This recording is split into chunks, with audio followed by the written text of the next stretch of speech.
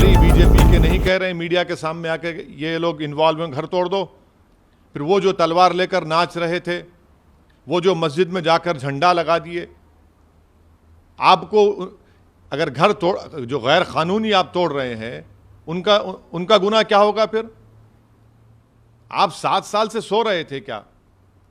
ये vigilante justice है, ये रूल ऑफ लॉ को कमजोर करेगा और ये अच्छा नहीं है इस देश के लिए। लेकिन आपका आरोप, जो कुछ भी हो चुका है ये तुर्कमान गेट 2022 है और ये विजिलेंटी जस्टिस की मिसाल बीजेपी और आप पार्टी पेश कर रही है। तीसरा ये है कि एक लीगली अगर इसको कहा जाए तो एक नया जुरिस्प्रूडेंस निकल चुका है, बुलडोजर जुरिस्प्रूडेंस। चौथी चीज़ यह है कि आप मुसलमानों को एक कलेक्टिव पनिशमेंट दे रहे हैं। पांचवी बात यह है कि अगर वो इलीगल अनऑथराइज्ड बनाए गए तो 7 साल से बीजेपी की सरकार क्यों सो रही थी?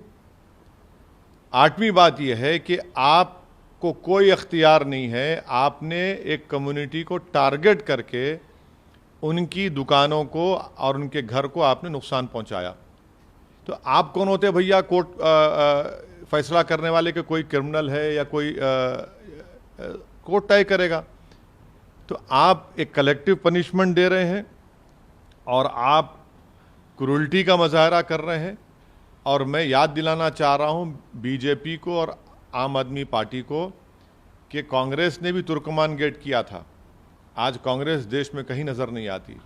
आप गुरूर और तकब्बुर में गरीबों को बेघर कर रहे हैं, उनको उनके रोज़गार से महरूम कर रहे हैं। मैं तो सिर्फ आपको कहूँगा कि गरीब की तकलीफ़ और उसके हाय से डरिए आप, क्योंकि जब गरीब बेबस होकर तड़पता है ना तो हमको ये बतलाया गया कि खुदा की कुदरत जोश में आ जाती है। आपने मस्जिद के सामने की मलगियों को तोड़ दिया, शॉप्स को। मंदिर के सामने जो क्यों नहीं तोड़ा आपने? ये टारगेटेड डेमोलिशन है। तो एक कम्युनिटी को कलेक्टिव पनिशमेंट दिया जा रहा है, ये विजिलेंटी जस्टिस है।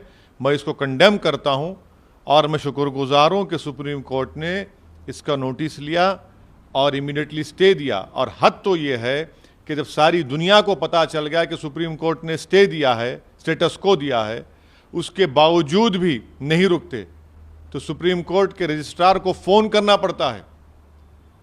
तो और ये कौन सी बात आप पार्टी कर रही है?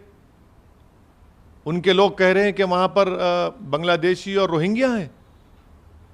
इनको क्या गरीबी नजर नहीं आ रही? भारत के नागरिक हैं पूरे के पूरे, वो उनका जुल्म एक ही है कि गरीब हैं। और मैंने जो पहले कहा था वो ये है कि बुलडोजर चलेगा अंसार पर, अहमद पर, बुलडोजर नहीं चलेगा अर्जुन पर और अजय पर। यह फर्क है। और ये अंसार चाहे बीजेपी में हो या आप पार्टी में हो, वो अंसारी रहता है।